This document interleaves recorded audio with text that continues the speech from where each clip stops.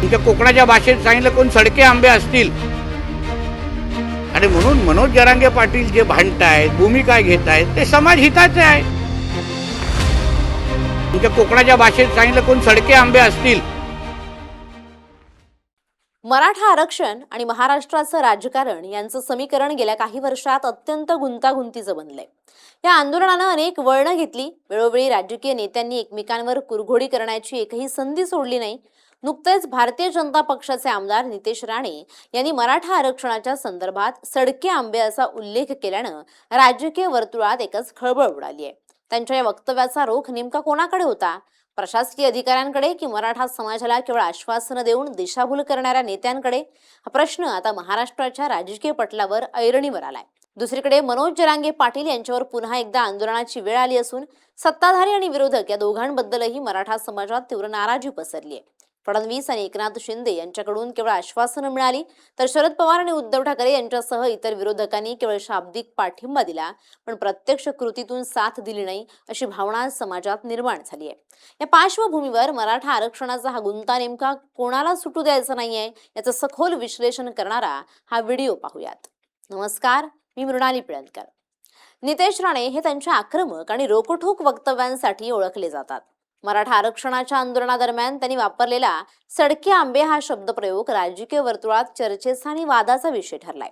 या वक्तव्यावरून अनेक तर्कवितर्क लावले जात आहेत. काही राजकीय विश्लेषकांच्या मते राणे यांचा रोख हा अशा प्रशासकीय अधिकाऱ्यांकडे होता जे मराठा समाजाला आरक्षण देण्याच्या प्रक्रियेत कायदेशीर आणि तांत्रिक अडचणी निर्माण करतायत. महाराष्ट्राच्या नोकरशाहीत अनेकदा राजकीय नेत्यांच्या निर्णयांना प्रशासकीय पातळीवर खीळ बसवली जाते आणि फायली रेंगाळत ठेवल्या जातात असा आरोप नेहमीच केला जातो. मराठा समाजाला कुणबी प्रमाणपत्र देण्याच्या प्रक्रियेत काही ठिकाणी संथ गतीनं काम सुरू असल्याच्या तक्रारी समोर आल्या होत्या. त्यामुळे या प्रक्रियेत खोडा घालणाऱ्या किंवा सरकारची प्रतिमा मलिन करणाऱ्या अधिकाऱ्यांवर निशाणा साधण्यासाठी राणे यांनी हा शब्द वापरला असावा असा एक सूर आहे. मात्र दुसऱ्या बाजूला या वक्तव्याचा रोख स्वतःच्याच सरकारमधील काही घटकांकडे किंवा वारंवार मराठा समाजाचा केवळ आश्वासनं देऊन प्रत्यक्षात काहीही न करणाऱ्या नेत्यांकडे होता अशी ही चर्चा आहे. मराठा आरक्षणाचा विषय हा केवळ एका पक्षाचा राहिला नाहीये, तर सर्वच पक्षांमधील मराठा नेत्यांनी आपापल्या सोयीनुसार या मुद्द्याचा वापर केलाय. सत्ताधारी पक्षात राहूनही नितेश राणे यांनी जर ही भूमिका घेतली असेल तर त्याचा अर्थ असा निघतो की सरकारमधील काही नेत्यांची किंवा मित्र पक्षांची भूमिका या विषयावर स्पष्ट नाही. मराठा समाजाला दिलेली आश्वासनं वेळेत पूर्ण न झाल्यामुळे समाजात निर्माण होणारा रोष हा शेवटी भाजप आणि शिवसेनेला, शिंदे गटाला सहन करावा लागतोय. त्यामुळे पक्षांतर्गत किंवा युतीमधील त्या नेत्यांमुळे हा निर्णय प्रलंबित आहे. त्यांच्यावर दबाव आणण्यासाठीच राणे यांनी हे वक्तव्य केलं असावं अशी दाट शक्यता वर्तवली जाते. आणि म्हणून मनोज जरांगे पाटील जे भांडतायत, भूमिका घेत आहेत ते समाज हिताचे आहे. फक्त मी समाज बांधव म्हणून त्यांना एक विनंती करणार आहे किंवा एक आवाहन करीन की त्यांची भाषा किंवा ज्या पद्धतीने ते भारतीय जनता पक्षाच्या प्रमुख आमच्या नेत्यांच्या संदर्भात जी भाषा वापरत आहे ती चुकीची आहे. आपल्याला मराठा समाजाच्या मुला मुली, तरुण तरुणींचं अगर भलं करायचं असेल तर आपल्या सरकारशी योग्य संवाद ठेवून आपल्याला तो मार्ग काढणं सोपं आहे. कारण आम्हीही आमच्याही कोकणात आमच्या कोकणाच्या भाषेत सांगितलं कोण सडके आंबे असतील ज्यांच्यामुळे आमच्या मराठा समाजाचा तरुण तरुणीचं नुकसान होत असेल त्यांना आम्ही सोडणार नाही, विषयच नाही. एकनाथ शिंदे आणि देवेंद्र फडणवीस यांच्या सरकारनं मराठा आरक्षणाचा प्रश्न सोडवण्यासाठी अनेक वेळा मोठे दावे केले. मनोज जरांगे पाटील यांनी जेव्हा जालना जिल्ह्यातील अंतरवाली सराठी येथे आमरण उपोषण सुरू केलं तेव्हा सरकारनं स्वतःहून पुढाकार घेऊन त्यांच्या मागण्या मान्य करण्याचं आश्वासन दिलं होतं. एकनाथ शिंदे यांनी स्वतः आंदोलनाच्या ठिकाणी जाऊन जरांगे पाटील यांच्या हाताने ज्यूस घेऊन त्यांचं उपोषण सोडवलं होतं.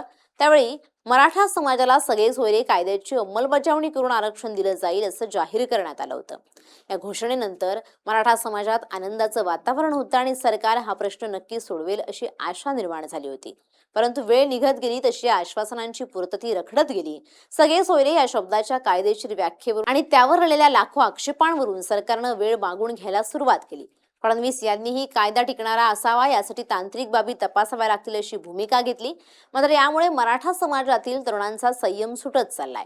कारण यापूर्वीही पृथ्वीराज चव्हाण सरकार आणि देवेंद्र फडणवीस सरकारनं दिलेलं आरक्षण न्यायालयात टिकू शकलं नव्हतं. त्यामुळे केवळ निवडणुकीच्या तोंडावर आरक्षणाचं गाजर दाखवून वेळ मारून दिली जाते का अशी भावना मराठा आंदोलकांमध्ये बळावली आहे. केवळ आश्वासनं देऊन वेळकाढूपणा करण्याचं धोरण सरकारला आगामी काळात महागात पडू शकतं. मराठा आरक्षणाच्या लढ्याला एका नव्या उंचीवर नेण्याचं श्रेय मनोज जरांगे पाटील यांनी केलंय.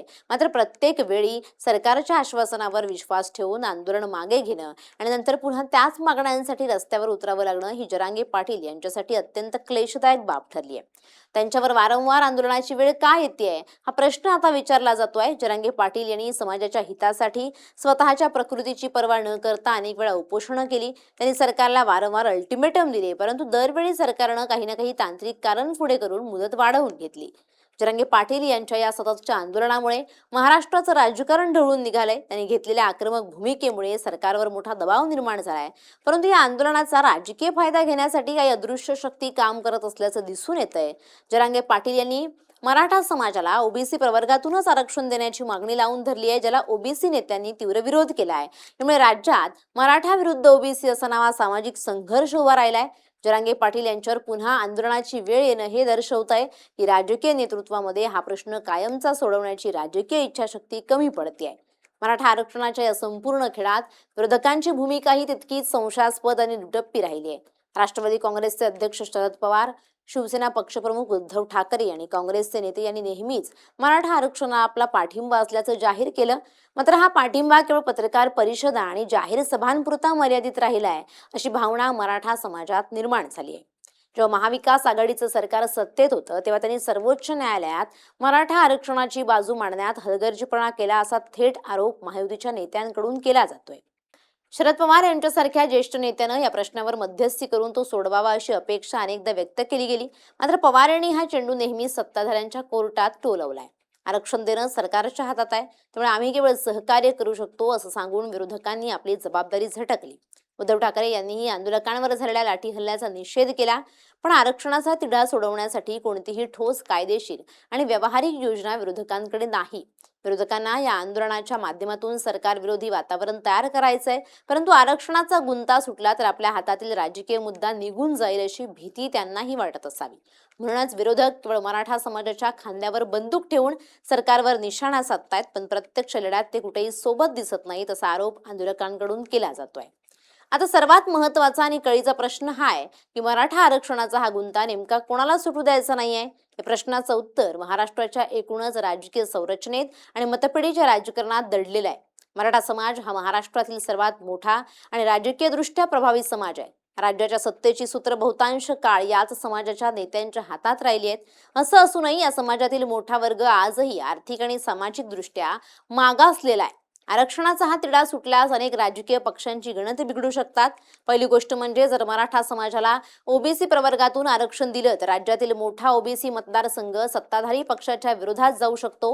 ओबीसी समाज हा अनेक वर्षांपासून भाजपचा पारंपरिक मतदार मानला जातो, त्यामुळे भाजप कधीही ओबीसींच्या कोट्याला धक्का लावून मराठ्यांना आरक्षण देण्याचा धोका पत्करणार नाही. दुसरीकडे जर मराठ्यांना स्वतंत्र आरक्षण दिलं आणि ते न्यायालयात टिकलं नाही तर मराठा समाज पुन्हा एकदा रस्त्यावर उतरेल आणि त्याचा फटका सत्ताधाऱ्यांना बसेल एवढं मात्र नक्की. Bureau report, LS Marathi.